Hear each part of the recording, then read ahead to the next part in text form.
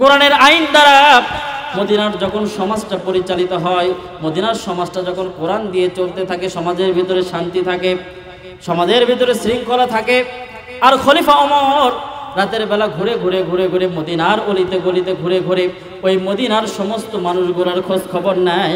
আওয়াজ করে বলেন না আল্লাহু আকবার। একজন জিজ্ঞাসা করলো, ওমর আপনি ঘুমান না রাতের বেলা, দিনের বেলা সামান্য সময় শুধু ঘুমান, আপনি শুধুমাত্র এই রাষ্ট্রের যত কাজ আছে সব কাজে আপনি ব্যস্ত থাকেন, কারণটা কি? এবার ওমর বলে, এই ব্যক্তি শোনো, আমি কেন ঘুমাই না, রাতের বেলা ঘুমাই না, দিনের বেলা সামান্য সময়টুকু ঘুমাই, সমস্ত সময়টুকু রাষ্ট্রের কাজে আমি ব্যয় করি। এর কারণ হলো যে রাষ্ট্রে কোরআন থাকবে, যে রাষ্ট্র কোরআনটা দিয়ে চলবে, সেই রাষ্ট্রের যারা খলিফা হবে, যারা বাদশা হবে, তারা জনগণের নেতা হবে, যারা তারা কিন্তু জনগণের আমির হবে না, ওই নেতাগুলো হবে জনগণের খাদেম। আওয়াজ করে বলেন না আল্লাহু আকবার। আমি তো জনগণের খাদেম, এই খাদেম হওয়ার কারণে আমি মদিনার অলিতে গলিতে ঘুরে ঘুরে মদিনাবাসীর খোঁজ খবর নিই। একদিন রাত্রেবেলা আমিরুল মুমিনিন হযরতে ওমর মদিনার রাষ্ট্রের ভিতরে মদিনার পথ ধরে ধরে চলতেছেন। রাতের বেলা একটা যুবকের সঙ্গে দেখা হলো। যুবকটা সালাম দিয়ে বলল, আমিরুল মুমিনিন হযরতে ওমর, রাতের বেলা তো ঘুরে ঘুরে আপনি মদিনার মানুষগুলোর খোঁজ খবর নেন। ও খলিফা ওমর, মদিনার বাসী কেমন আছে সেই খোঁজ খবরটা আপনি নিতে থাকেন, কিন্তু খলিফা ওমর আপনি কি, আমি বলতে চাই, আপনি কি আপনার নিজের ঘরের খবর নেন কিনা? আপনার নিজের ঘরের খবর যে নেওয়া দরকার, এইটা কি আপনি মনে করেন কিনা? আপনি শুধু মদিনার অলিতে গলিতে ঘুরে ঘুরে খোঁজ নেন, আপনার বাড়িতে কেন খোঁজ নেন না? ও ওমর, আমার কাছে খবর আছে, আমার কাছে একটা নিউজ আছে। ও ওমর, আপনার বাড়ির ভিতরে বড় একটা সমস্যা। খলিফা ওমর আমিরুল মুমিনিন, এক মুহূর্ত আপনি দেরি করবেন না, আপনার বাড়ির সমস্যাটাকে আপনি সমাধান করে আসেন। আওয়াজ করে বলেন না আল্লাহু আকবার। ওমর বলে, আমার বাড়িতে সমস্যা, আমি সবার সমস্যা সমাধান করি, আর আমার বাড়িতে সমস্যা, আগে তো আমার বাড়ির সমস্যা দূর করা দরকার। কথা বলেন ঠিক কিনা? ওমর চলে আসলেন বাড়িতে। আসার পরে বাড়িতে যত দাসী চাকর চাকরানি যারা ছিল তাদেরকে ডাকলেন, ডেকে বললেন, আমার বাড়িতে সমস্যা কোথায়? এবার সমস্ত দাসীবাদী বলে, আমিরুল মুমিনিন না, আপনার বাড়িতে তো কোনো সমস্যা নাই। এবার আমিরুল মুমিনিন বলে, না না না, আমার বাড়িতে কোনো না কোনো সমস্যা আছে, সার্চ করো, খোঁজো, দেখো আমার বাড়িতে সমস্যাটা কোথায়, আমার বাড়িতে সমস্যা কোথায় লুকিয়ে আছে। এবার বাড়ির যত চাকর চাকরানি ছিল সমস্ত বাড়িটা তন্ন তন্ন করে খোঁজাখুঁজি শুরু করলো। সকল দিক থেকে তথ্য উপাত্ত সংগ্রহ করতে করতে এবার খলিফা ওমরের বাড়ির থেকে একজন চাকরানি একটা বস্তা বের করে নিয়ে আসলো। বস্তারও রক্ত মাখা একটা বস্তা। আমিরুল মুমিনিন খলিফা ওমরের সামনে বস্তাটা নিয়ে আসা হলো। বলল, আমিরুল মুমিনিন, আপনার ঘরের ভিতরে এই বস্তাটা পাওয়া গিয়েছে। ও ওমর, আমরা তো জানি এই বাড়ির ভিতরে কোনো সমস্যা না, সমস্যা যদি কোনো কিছু থেকে থাকে গো ওমর, তাহলে আমাদের মনে হয় এই রক্ত মাখা বস্তার ভিতরে কোনো সমস্যা আছে। আওয়াজ করে বলেন না নাউজুবিল্লাহ।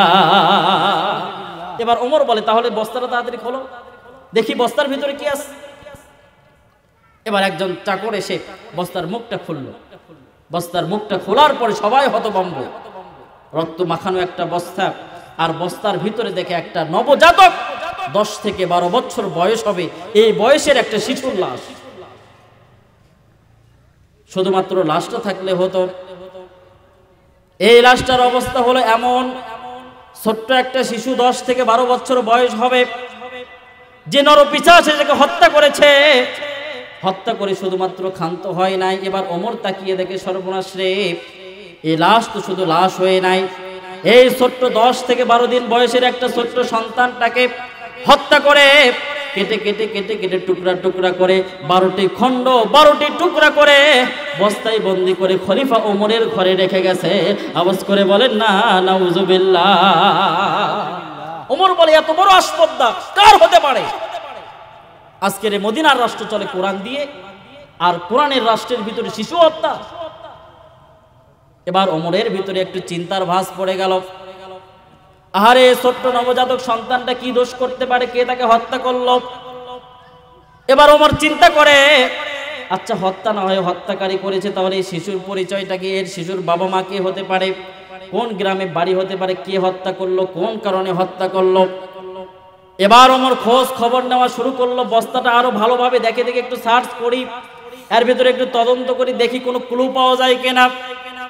এবার আল্লাহর নবীর সাহাবী আমিরুল মুমিনিন খলিফাতুল মুসলিমিন হযরত ওমর এবার সার্চ করা শুরু করলো, খোঁজাখুঁজি শুরু করতে করতে এবার ওই রক্ত মাখা বস্তার ভিতরে এবার আমিরুল মুমিনিন ছোট্টখানা একটু রক্ত দিয়ে লেখা একটা চিঠি পেল।